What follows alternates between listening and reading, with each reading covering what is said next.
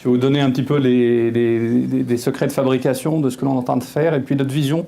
On est dans le parcours de soins, mais à la finance des soins. Hein, voilà. Vous savez que de plus en plus, il y a une sorte de... Dans les complémentaires santé, de plus en plus, la prise en charge de consultations d'ostéopathes, de chiropracteurs, voilà, de diététiciens, ça apparaît de plus en plus. On suit ça de très très près. Ça nous intéresse beaucoup. Moi, je voudrais juste démarrer mon introduction par ce que j'ai entendu là tout à l'heure. L'intervenant de tout à l'heure, il est où là que je le retrouve? Il est au fond là-bas. D'accord, voilà. Je voudrais juste faire un commentaire. C'est quand j'ai vu votre schéma sur le patient et puis le traitement en silo des patients. Je l'ai vécu pendant 8 ans avec ma femme qui a été très exposée à la douleur. Alors, j'ai rencontré des centres douleurs. Mon problème a duré 8 ans avec ma femme. C'est infernal. Enfin, franchement, je vais vous dire, c'est absolument infernal. J'ai vu des neurologues, j'ai vu des rhumatologues.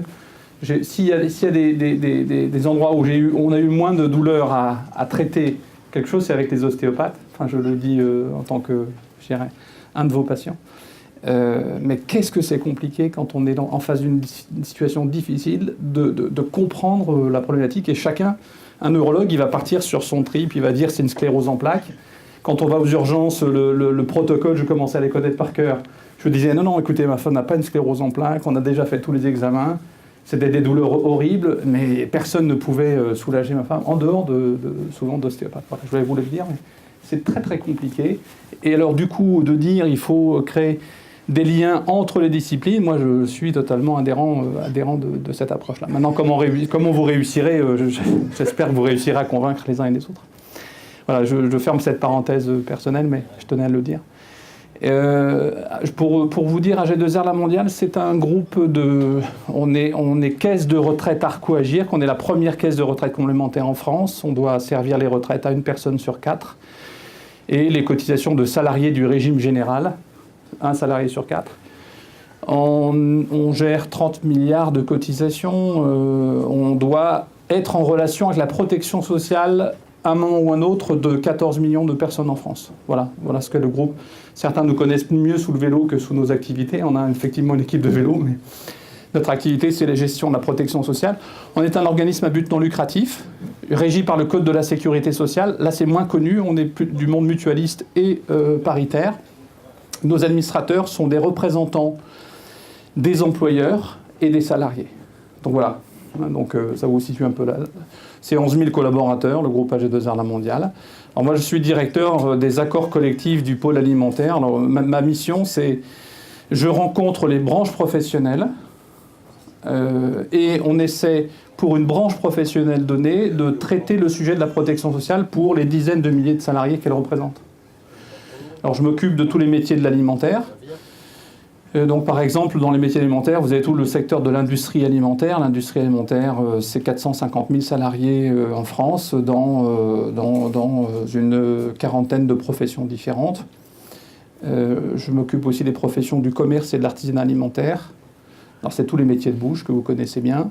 La grande distribution, autre secteur d'activité, puis le monde de la restauration. Voilà, grosso modo, j'ai en responsabilité la couverture de près de 2 500 000 personnes au travers de régimes conventionnels nationaux qui portent des sujets comme la couverture arrêt de travail, décès ou frais de santé. Voilà. Donc nous, le regard que l'on a, donc j'ai une équipe d'une trentaine de personnes et on est en phase et on fait fonctionner des mécanismes qui distribuent en fait des complémentaires santé via la convention collective sur aujourd'hui 300 000 personnes en frais de santé et puis près de 2 millions de personnes en arrêt de travail. Alors le sujet pour le groupe AG2R La Mondiale de notre relation avec la maladie, notre vision de la gestion du risque, elle est en train d'évoluer complètement. On a commencé vraiment à découvrir le sujet en 2008 en se disant qu'il fallait arrêter d'être un assureur. Alors on est un assureur à but non lucratif, on n'a pas d'actionnaire à rémunérer, mais on gérait l'assurance comme n'importe quel assureur en France ou mutuelle. On a voulu quitter le concept on appelle des cotisations et on verse des prestations, comme tout le monde. On a pensé qu'il fallait aussi se préoccuper davantage de la problématique du patient. Alors nous, on n'appelle pas ça un patient, c'est un assuré chez nous. De la problématique de l'assuré, de sa famille, de ses ayants droit. et comment intelligemment faire autre chose que simplement augmenter les cotisations au fur et à mesure de l'observation de la dérive des dépenses de soins en France. On est un organisme complémentaire à la sécurité sociale. Mais il y a des postes où l'on est le régime de base. On est complémentaire sur l'hospitalisation. L'hospitalisation, c'est le principal poste de dépenses de la sécurité sociale. C'est 50% des dépenses des comptes de l'assurance maladie, c'est le poste hospitalisation. Alors nous, on est complémentaires. Il fut un temps, le poste hospitalisation, ça représentait 3-4% des dépenses d'une complémentaire santé. Aujourd'hui, on est monté à 6 ou 7% des dépenses de santé parce que dans la boîte noire sécurité sociale, il y a des bascules de charges qui vont vers les complémentaires sans que personne s'en rende compte, sauf que nous, on l'observe année après année. Il y a une vraie bascule des dépenses d'hospitalisation qui arrivent vers les complémentaires. C'est assez impressionnant et ce n'est pas seulement le problème de la chambre particulière ou du poste forfait hospitalier, c'est principalement dû au dépassement d'honoraires. Dépassement d'honoraires. Donc plus la sécurité sociale encadre la pratique des dépassements d'honoraires des chirurgiens, plus ils respectent le tarif de convention et ensuite demandent une facture séparée pour les dépassements d'honoraires que nous assumons de plus en plus pour le compte de nos assurés. Quant au poste, si je reviens sur votre métier, le poste d'ostéopathie, au cours des années, on a été un peu frileux. Il y a encore beaucoup de contrats qui ne prévoient pas la prise en charge de consultation d'ostéopathe. Il y a encore énormément de contrats en France, je ne connais pas les stats parfaitement. Quant à tous les accords de branches nationaux que l'on a bâtis avec nos professions, on a systématiquement créé une ligne. Alors soit on l'appelait pack bien-être, on vous met dans un pack bien-être, donc consultation, ostéopathe, chiropracteur, diététicien, etc. C'est tout ce qui n'est pas pris en charge par la sécurité sociale. Quand on est complémentaire à la Sécu, on a une feuille de soins et on arrive en télétransmission en automatique à rembourser le complément de dépenses de santé. Mais quand, comme vous, il n'y a pas de carte vitale, sauf si vous êtes aussi médecin, certains d'entre vous êtes aussi également médecin, donc parfois il y a une pratique différente quand vous émettez une feuille de soins. Mais la plupart du temps, ce n'est pas le cas. Là, c'est un système de remboursement totalement différent dont on assure, nous, 100% de la prise en charge. Voilà. Alors, comment est-ce qu'on écrit, nous, ces garanties-là ?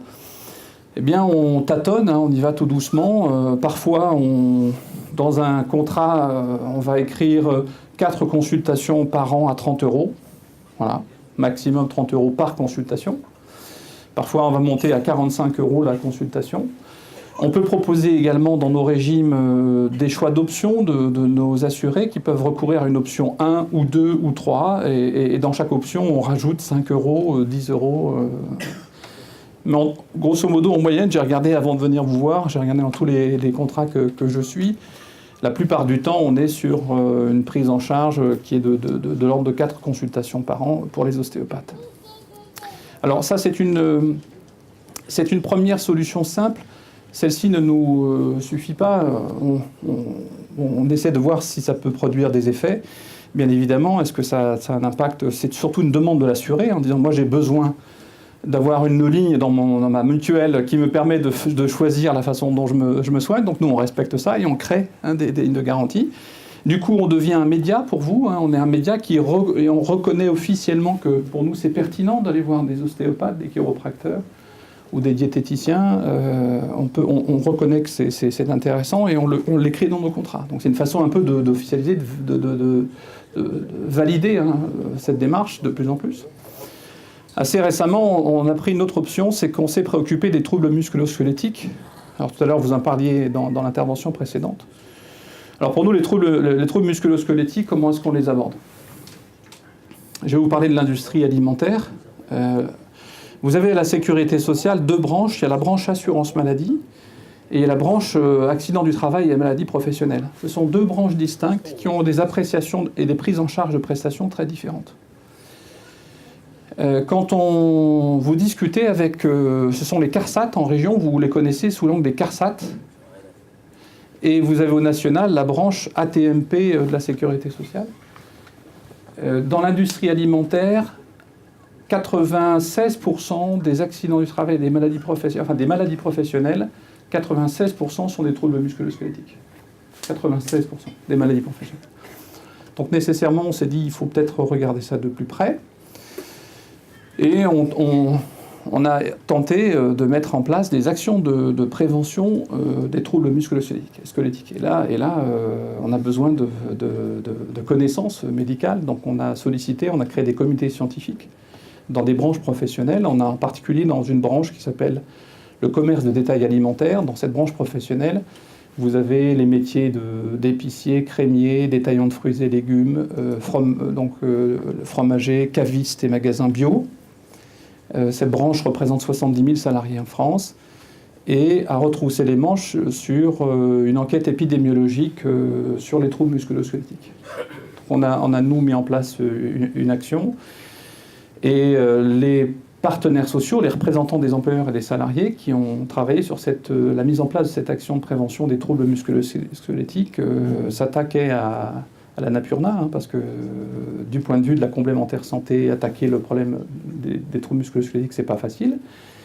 On a donc commencé par faire une enquête épidémiologique auprès de cette population-là, et on a collecté 15 000 questionnaires pour essayer de déceler des populations qui ressentaient des douleurs permanentes, et d'autres de manière plus aléatoire, pour essayer de cibler les populations les plus exposées à des douleurs en rapport au métier qu'ils exerçaient.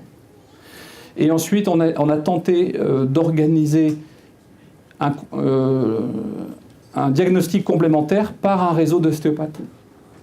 On a essayé de constituer un réseau d'ostéopathes, non pas pour maîtriser l'ostéopathie, parce que nous, ce n'est pas notre travail, mais c'était pour organiser le tiers payant, faire en sorte que le patient on puisse envoyer notre assuré vers un ostéopathe qui acceptait d'être payé par nous directement plutôt que par l'assuré, pour faciliter l'accès à la prestation. Donc nous, la posture qu'on a adoptée, c'était ça, c'est de dire on ne maîtrise pas le sujet, par contre, nous, on aimerait bien organiser l'accès gratuit à une consultation d'ostéopathie. Donc on a organisé 300 consultations, c'était très faible, on espérait organiser environ 1000 consultations, on n'a eu que 300. En tout cas, ce diagnostic complémentaire fait par des ostéopathes nous a permis de sortir une analyse pour une profession donnée de la localisation des douleurs et d'identifier quel était le métier le plus exposé à des troubles musculo-squelettiques.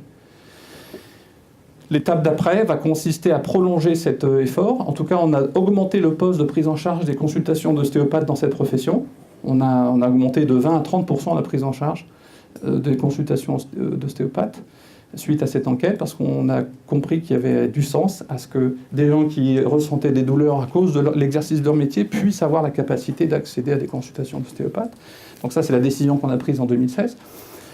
Donc 2017, on va poursuivre les actions et on va essayer de réfléchir à déployer des actions de sensibilisation dans les entreprises pour peut-être accompagner les salariés qui ressentent des douleurs particulières.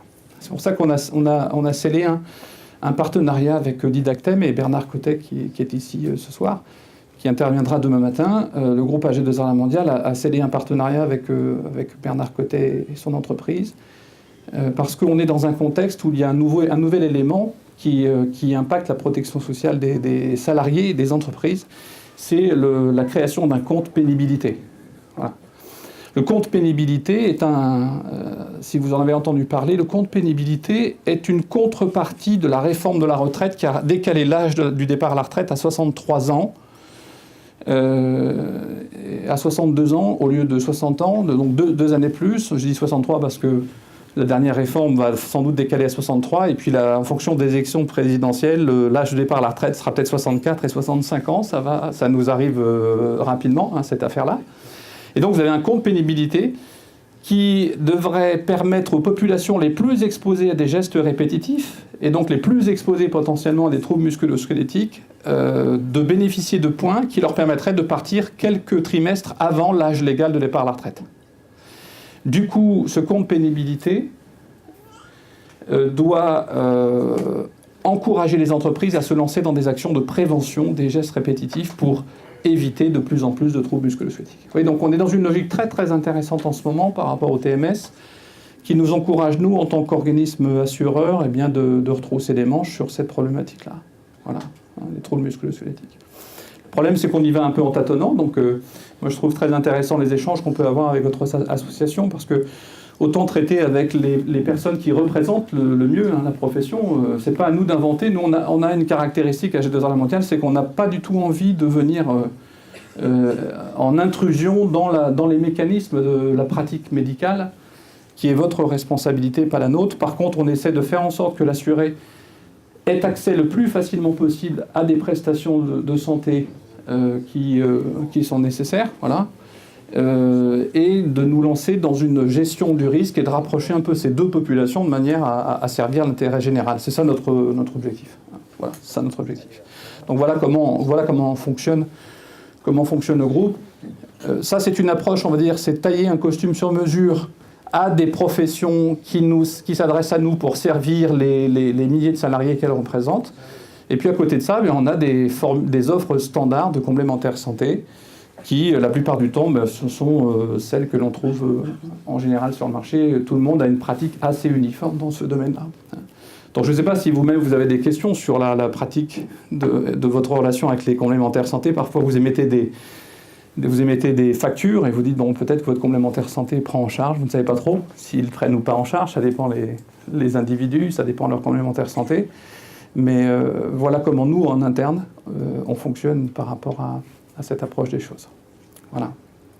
Défense de l'intérêt général. Voilà, c'est ça notre objectif.